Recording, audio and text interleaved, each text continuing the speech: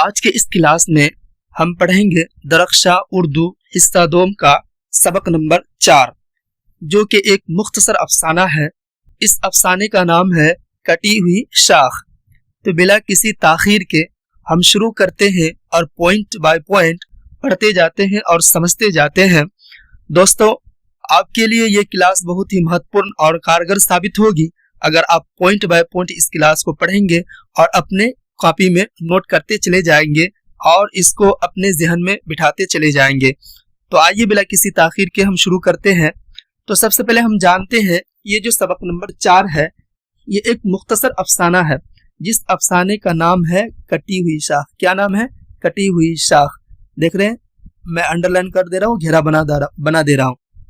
दायरे के अंदर तो मैं दिखा रहा हूँ। ये अफसाना का नाम है, क्या नाम है? कटी हुई शाख। आगे चलते हैं, आगे देखते हैं कि इस अफसाने के लेखक का नाम क्या है। इस अफसाना को लिखा किसने? इस अफसाना को जो लिखा है उनका नाम है कमर जहां। उनका नाम क्या है? कमर जहां। इनकी पैदाइश कब हुई थी? कमर जहां की पैदाइश कब हुई थी, इनके बारे में जान लेते थोड़ी सी डिटेल्स। तो पॉइंट नंबर 1 में हम लोग देखते हैं कि इनकी पैदाइश जो है, यानी कमर जहां की पैदाइश जो है 1951 या 52 में जो है, 51 या 52 सवाल के अंदर अगर आएगा तो 51 या 52 दोनों ऑप्शन दे सकता है, या नहीं तो 51 या 52 दोनों में से कोई एक देगा। कहाँ हुई थी इनकी पैदाइश? समस्तीपुर में। कहा? समस्तीपुर। जिला कौन सा था? समस्तीपुर। गांव का नाम क्या था? गांव का नाम था बुजुर्ग द्वार। क्या नाम था गांव का? गांव का नाम था बुजुर्ग द्वार। गांव का नाम बुजुर्ग द्वार, जिला का नाम समस्तीपुर। 1951 या 52 में इनकी पैदाइश हुई थी। और ये जगह पड़ता कहाँ है? ये जगह पड़ती है सूबा बिहार में। कहाँ पड़ती है? बिहार में पड़ती है। चलिए अगला पॉइंट देखते हैं बिला किसी ताखीर के। कमर जहां के वालिद का नाम क्या था? तो कमर जहां के वालिद साहब का नाम जो था वो सैयद अताउल हक। क्या नाम था? सैयद अताउल हक। और कमर जहां की तालीमी लियाकत के बारे में थोड़ी सी जान लेते हैं कि कमर जहां ने जो कुछ भी तालीम हासिल की उसमें से कुछ पॉइंट ये है कि उर्दू में, यानी उर्दू में जो उनका लैंग्वेज था, उर्दू में उन्होंने क्या किया था? MA किया और PhD भी उन्होंने उर्दू में किया। और ये डिग्रियां कहाँ से हासिल की उन्होंने? पटना यूनिवर्सिटी से दोनों की दोनों डिग्रियां उन्होंने हासिल की। पॉइंट नंबर 3 देखते हैं कि कमर जहां की पहली कहानी जब वो लिखना शुरू की थी तो पहली कहानी जो थी, जो शाये हुई थी, उस पहली कहानी का नाम क्या था? तो पहली कहानी जो उन्होंने लिखा था उसका नाम था जुनूने वफा। और ये पहली कहानी लिखा कब था उन्होंने? सन 1966 में उन्होंने इस कहानी को लिखा था। और ये कहानी शाये कब हुआ था, इसकी नशर कब हुई थी और किस पर्चे में इसका नशर हुआ था और कहाँ से ये निकला था? तो एक पर्चा था माहनामा जिसका नाम था सुबह नौ। एक पर्चा जो महीने में एक बार निकलता था, उस पर्चे का नाम था सुबह नौ।